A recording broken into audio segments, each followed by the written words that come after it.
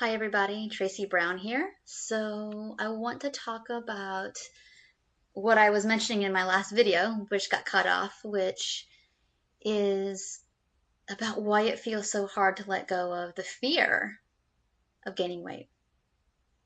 So what I want to say, of course, and most of us who have grown up in Western culture in some way have internalized this idea that um, fatness is bad, thinness is good, and that's just the way it is. Of course you believe that. And I might, the beginning of this video might sound redundant if you've been in this work for any length of time, any more than like a month of learning about intuitive eating. You might think, okay, here we go. Of course, I know all this. So suspend a little bit your knowing about what you already know, and let's tune in here about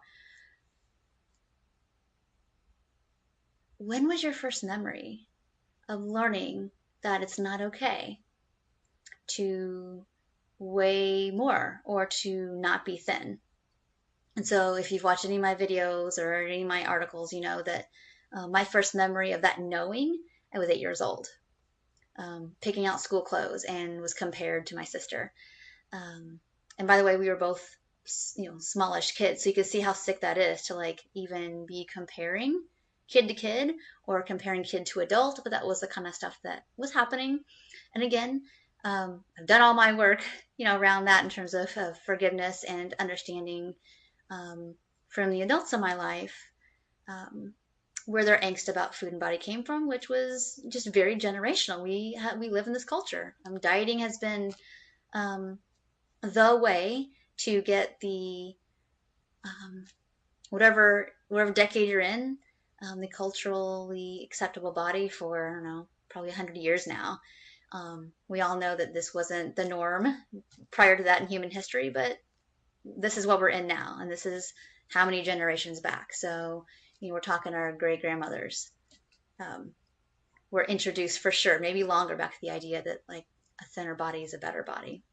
Some of our ancestors didn't have the luxury worrying about that too much, depending on their how poor they were or how many kids they were chasing around or um, their family situation, whatever things they were going through, but it was there. And so I want you to take a second as we talk about this, and I want you to take the second to get a notebook, piece of paper, something to write with, and I want you to think back to how long in your lineage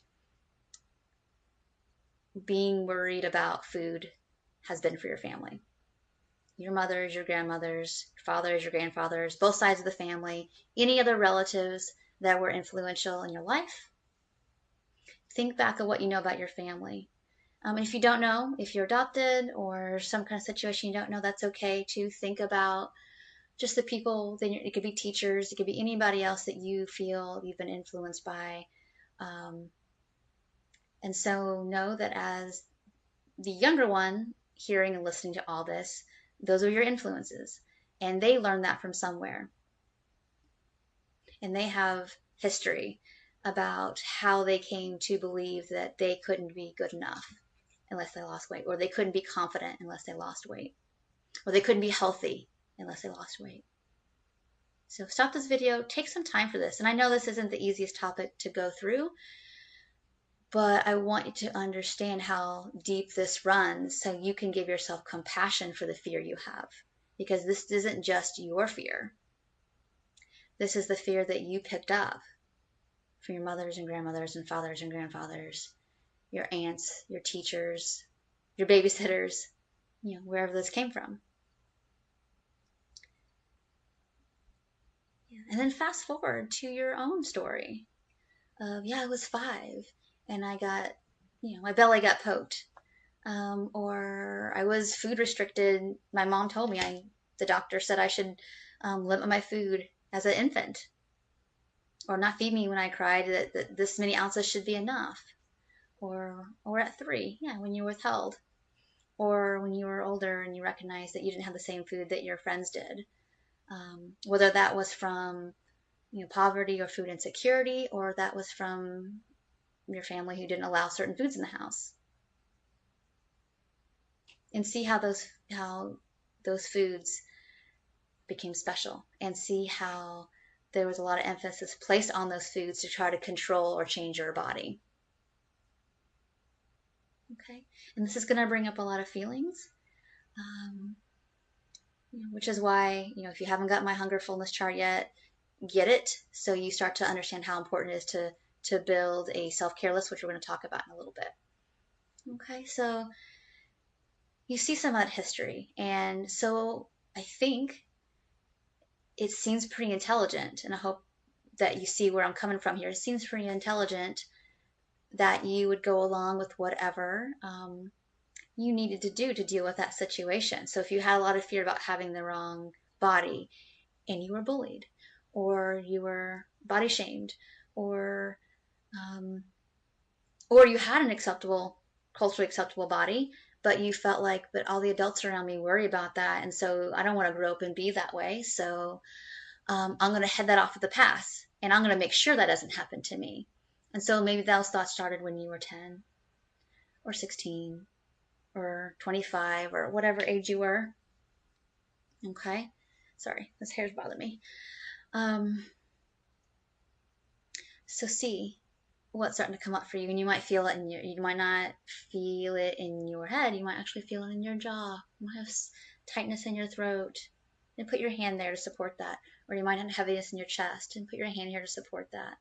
You might feel a queasy stomach or a butterfly-like stomach, and you put your hand there to support that. And so stop here a second if you feel anything physical, and journal what that feels like. If it feels too overwhelming, stop this video and ground yourself, which could mean go sitting outside in nature, go lay on the floor. Anything you need to do that makes you feel more comfortable, do that. You don't need to overwhelm yourself. This is for you to begin some awareness, but not to get to the place where you can't function more. If you start to explore what you are feeling, because this is deep work. People think like, I'm going to start intuitive eating and I'm just going to eat what I want, eat from hunger and fullness, and trust that. Well, it's usually not that simple for most people. It's a process that what I find is what people start eating from hunger and fullness, they feel all kinds of layers and levels of sadness and fear and anger and grief. And then you'll have some times you're doing pretty good with it and you trust it, and then something else will show up. And the reason that is because so much of this fear around our bodies and not feeling acceptable, or that I matter the way I am, or that I'm even safe, is very embodied. It's in our body. So of course, when you start eating without restriction, or you are binging less, you're just going to feel more. Okay? And so knowing why you feel, and that you can't know why and there's just one video, and this is what a lot of my clients spend weeks and months and even years really working through, is the how comes of why they feel so afraid, and taking those different risks to get their needs met anyway, to get their full nourishment in, not just with food but with other things anyway. Because I don't like the idea of being better at coping with the thoughts you have. I'm more interested in creating new neural pathways that help us feel at home in our bodies. A new way of looking at things, which means you kind of, to know what you want to create, you kind of have to know what it is you don't want. So that's really important, is knowing, okay, I don't want those feelings of worrying about weight all the time. Okay, so what do I need to do? Oh, so I need to give myself permission to eat fully. What stops us from that? Usually some of these fears about weight gain. Okay. So another tool that I would suggest you do is actually take some time to do, and this is on my website. I don't remember which blog post it's on. This is on my website, a pro and con list. You can get that sheet for free on my website, but it talks a lot about what are the pros of wanting thinness or pursuing thinness, and what are the cons. And so get a sheet of paper again, make a line, and say, what is it that I get out of either trying to get thin or than my body wants to be, or wanting it, even if you're not dieting anymore and you're just still feeling that you should be trying to lose weight. I feel that I would be more attractive, or I feel like I would feel more in control, or I'd feel more safe. Okay, write all that down. And on the other side, you would write down all the negatives. of pursuing weight loss, or even thinking you should lose weight. And for me, by the way, that even long after I stopped dieting, I still had thoughts that I should be dieting, which at least a couple times a week, those thoughts would create a binge for me. So if you're in that situation, know that even deprivation thoughts can create struggles with food, even if you never go on a diet. And a lot of my clients have never been on quote unquote diets. Most have, but some have just like trying to eat healthy or always worried that they should be. And for good reason, because they probably have gotten lectured that they should be. And so that's all legitimate. So put in the column of what are the negatives of trying to lose weight is I think about food too much. It takes it too much of my time and isolates me from people. It makes me actually be more judgmental than who I know myself to be about towards myself and others. Whatever it is, it disconnects me from who I think I am, which is I'm actually, I think, if I remember correctly, a pretty joyful person, but I don't do much fun stuff because I'm afraid to go to the mall, to the beach, to go out to eat, to do whatever, to go on a date. Those are negatives of thinking that you should pursue thinness because it keeps you trapped in all or nothing thinking around food. It keeps you trapped in counting calories and weighing yourself and romanticizing being thin. It does all that. And this video is for everybody, not just people who identify as any kind of body size. This exercise is important for everybody because if you're thinner, you're always worried about losing it.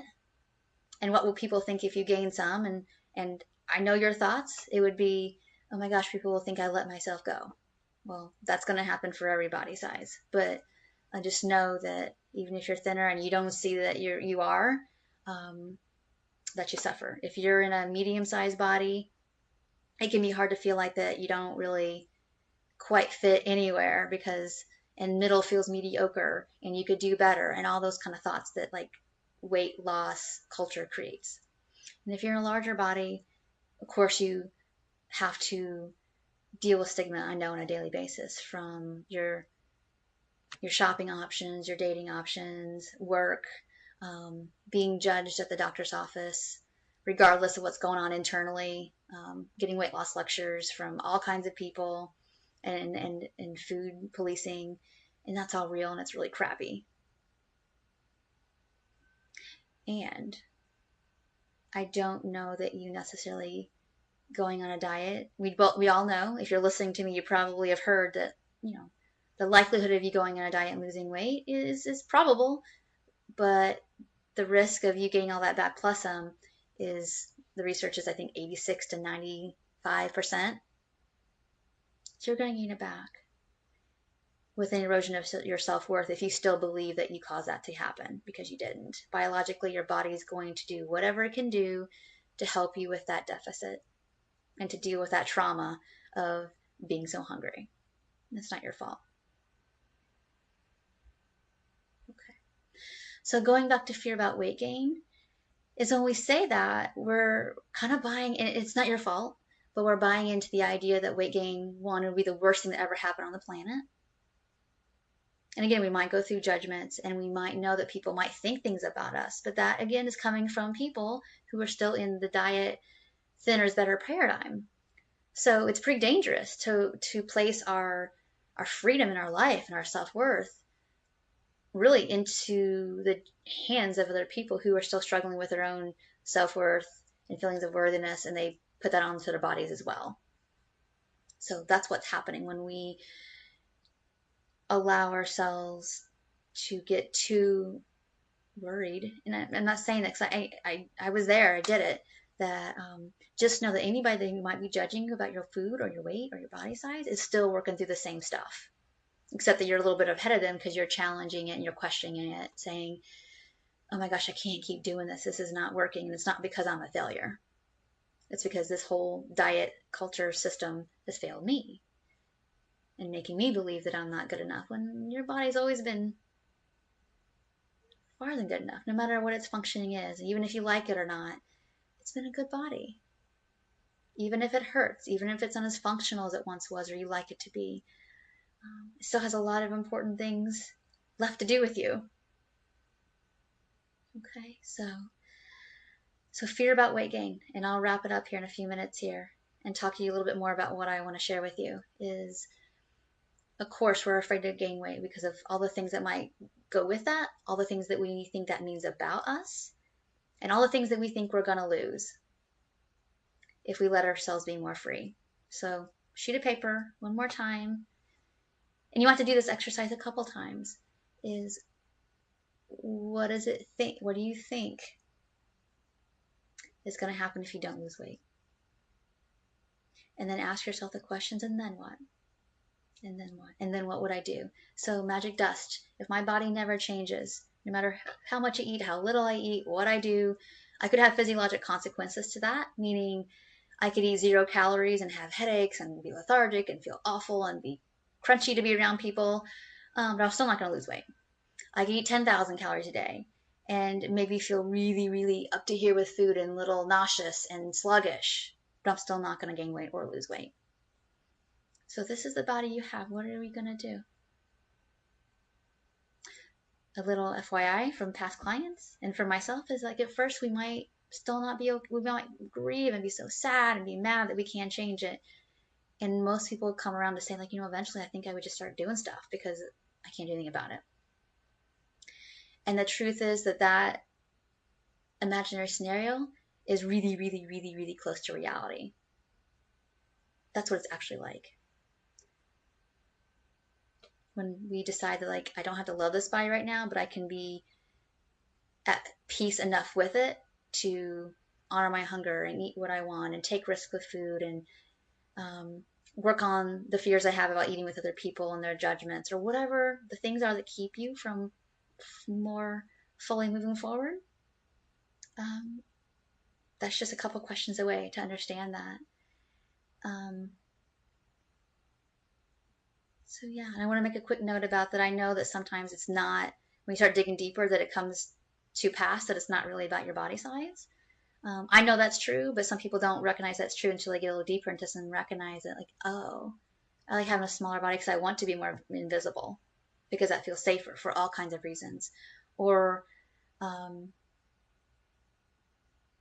I want to rebel against even intuitive eating because it feels a little bit too much like being told to do. And we're rebelling because our bodies do have limitations. They're going to have limitations in all different kinds of life about what our functionality is and all that. But we do have like a limit, which is there's a certain place in fullness where it feels good. And then when we go past that, it feels not so good. That's not a diet you're trying to rebel against. That's not anybody trying to take your food away. Those are definitely ghosts from the past of how you were limited and rebellion. Again, totally understand that. I think it's good to have a healthy inner rebel trying to keep people and things like diet culture from treading on your boundaries. But understand that, like, we don't want to fight your body. We want to be with and in and work with our bodies. Okay, so notice what comes up for you around this. Watch this video again, see what comes up for you, what more you learn. I'd love to get questions and comments to go deeper. And I'm also making this video to give you a little peek into what a session might look like, as well as I'm going to, because of this question keeps coming up, I'm going to do a class. It's probably going to be at least a 2-hour class on how do we, break free and get some more insight and heal some of our fears around weight gain when we start this intuitive eating process. So the details will be coming up here. I'll be having it on Facebook and on my newsletter, blog posts and stuff. So if you're more interested, you can email me now.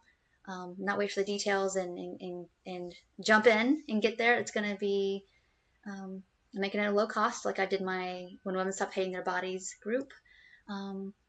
And basically everybody that shows up is going to get good 10 minutes to talk and let me coach them on some of their fears about this and what might be the next steps for them to keep going with what they're trying to work on. So I'm going to do a little talking in this class and get some exercise and then get everybody, if it's 5 people that show up or if it's 20 people that show up, everybody's going to get 10 minutes. So that means that class might be long, it might be shorter, but I want everybody to get a foothold in to why this feels so hard and have a tool to work with personally to where And not only that, but how to deal with the emotions that come up and start really building some solid self-care.